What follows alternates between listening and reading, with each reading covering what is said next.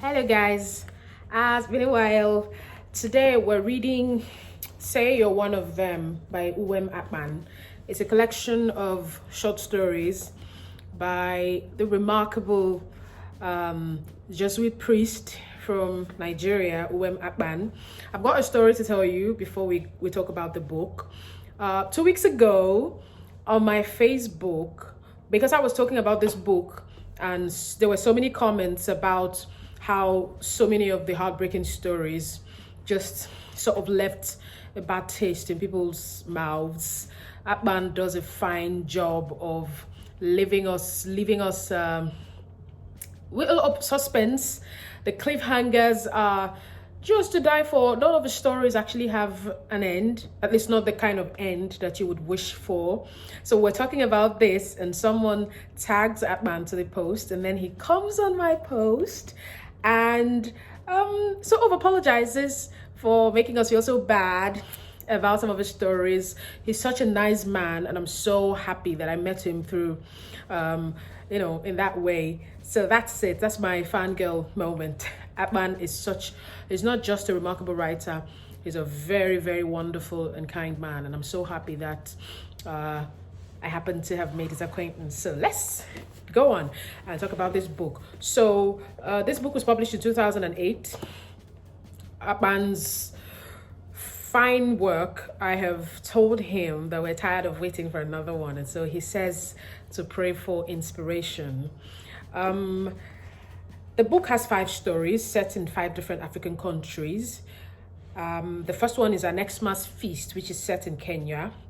Talks about, and then all the stories are told by children. He tells the stories from the perspective of young children, which makes them the more heartbreaking. So An Xmas Feast tells a story of a boy living in a slum of Nairobi, Kenya.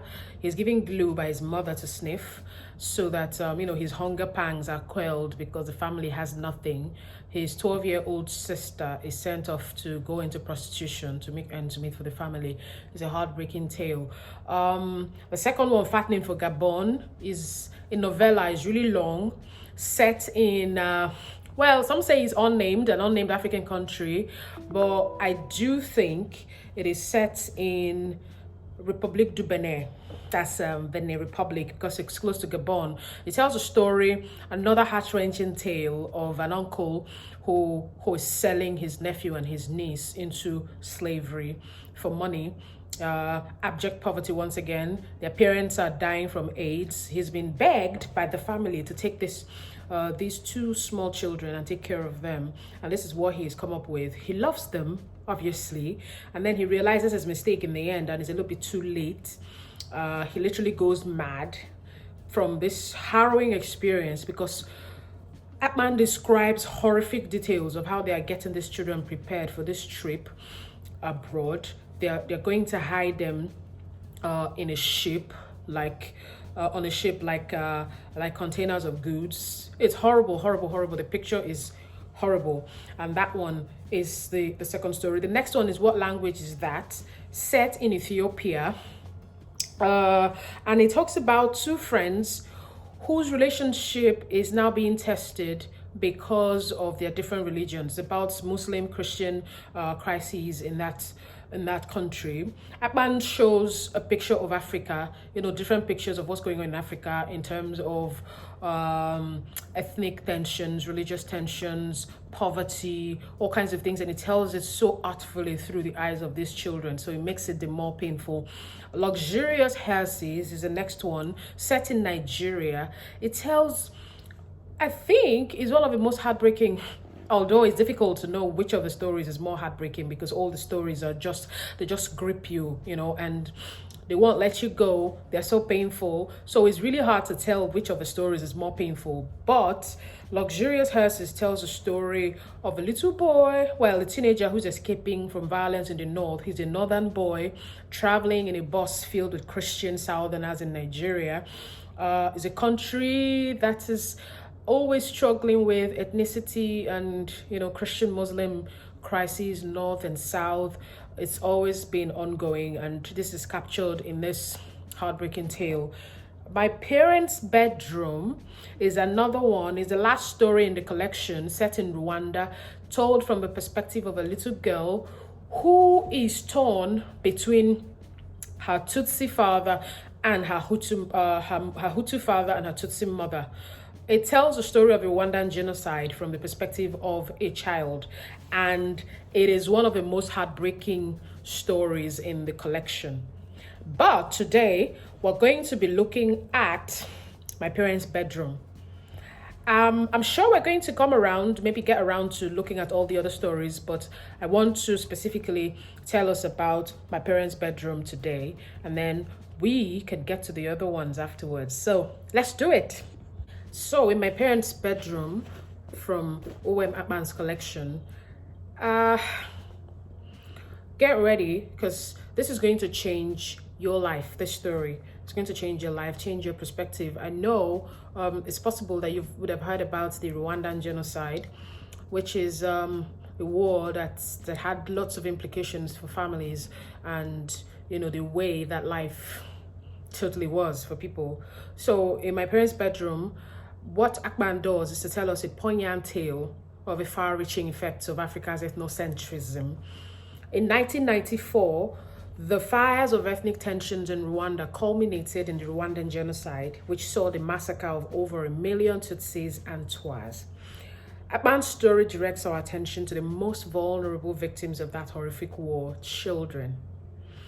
Especially those like his protagonist Monique, who have a mixed Tutsi-Hutu heritage. Now, the war is between the Tutsi tribe and the Hutus. The Hutus are the ones who are not, I think they are the minority, and the Tutsis are beautiful, well educated. They're the ones who, you know, generally just run the country, and all of a sudden these ones are, we are so tired of what you have going on in this country, and it's time for us to take back what belongs to us.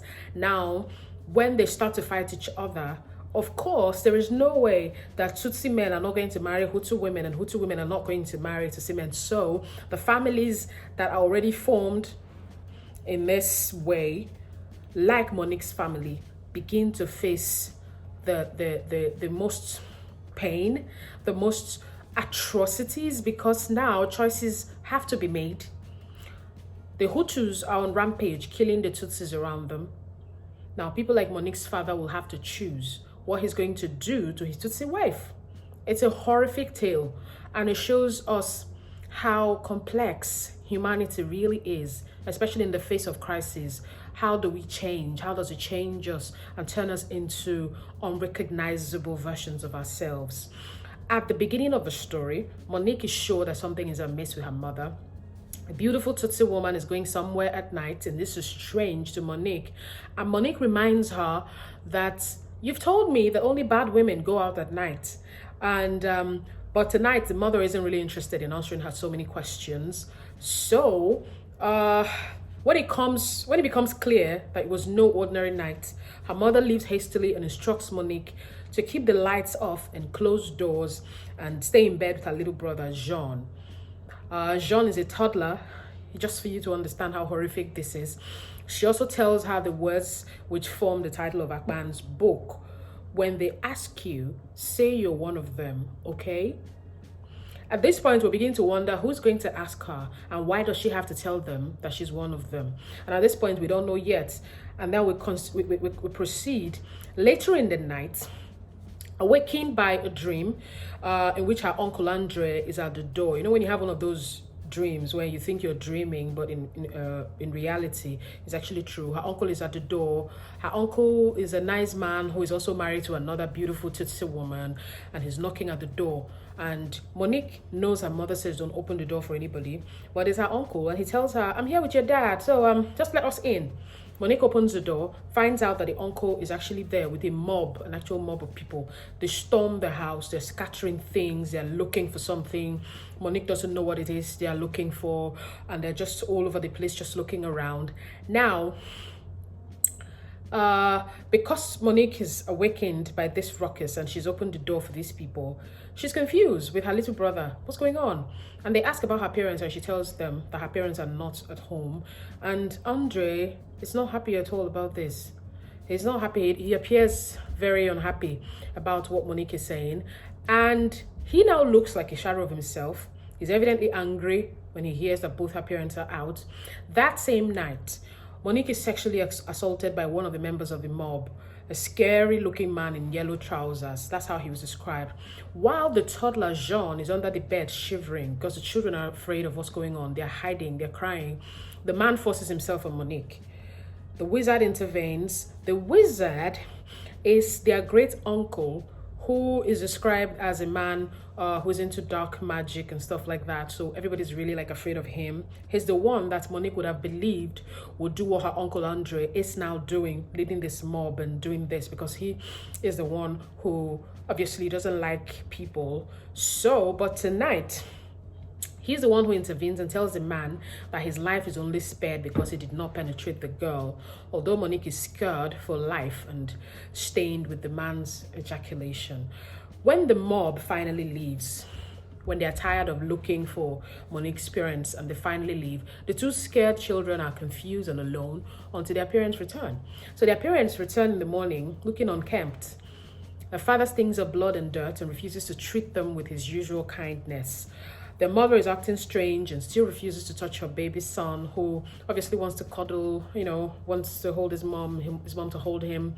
She's not forthcoming with any of that, her usual, emotion and kindness. Through the couple's conversation, Monique and the reader now realize that last night, while Andre is at his brother's home, looking for his brother and his wife, it looks like Monique's father was out with a mob, and they had gone to Andre's house, attacked his Tutsi wife, and killed her.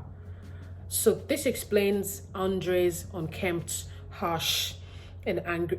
He is angry and mad. He's a crazed man. Now, we begin to understand that his wife Annette, who is also Tutsi, like I mentioned before, has lost her life in this whatever it is that is going on in the country right now. And Monique's father seems to have been a part of it, and this is why their family is in danger right now. Now, much later in the day, the mob storms the house again, and they hand him a machete to kill his wife. Yeah, so you've got to kill her because you were there when my own wife was killed, his brother tells him, and the mob is urging him on, if you don't kill her, we're going to kill all of you, including your children.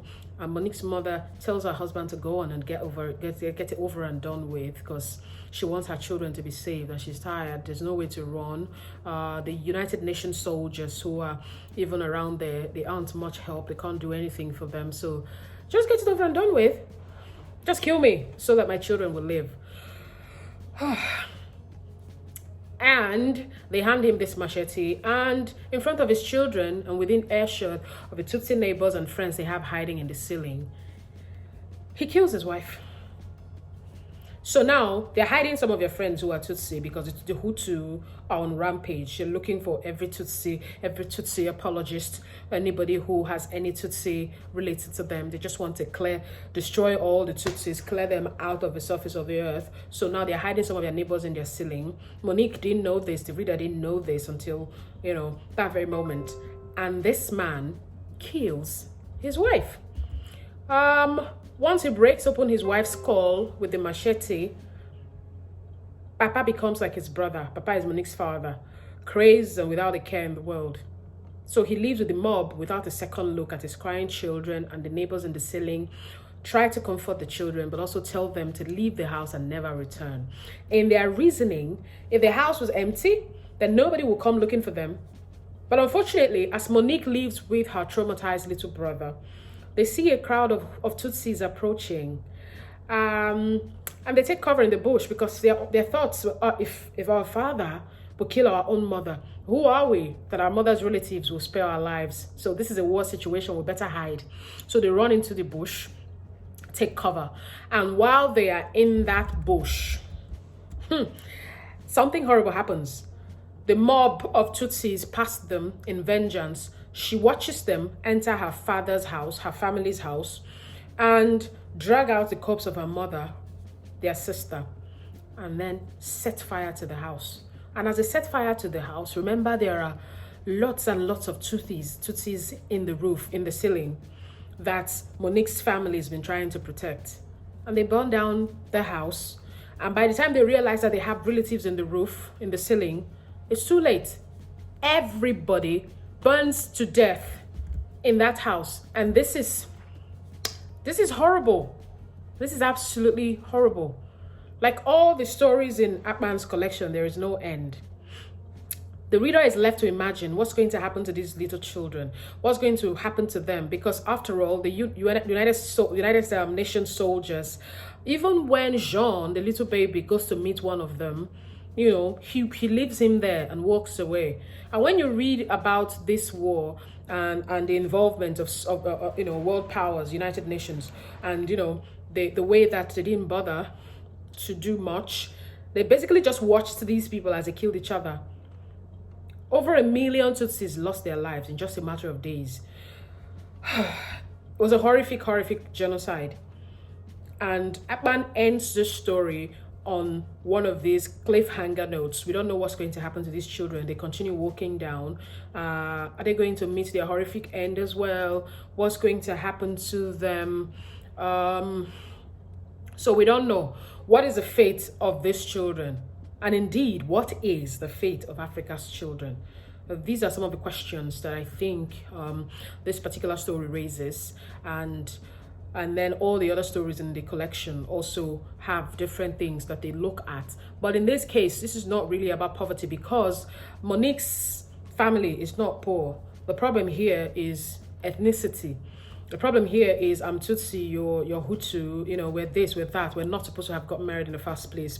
We're not. The only way we're going to survive is by...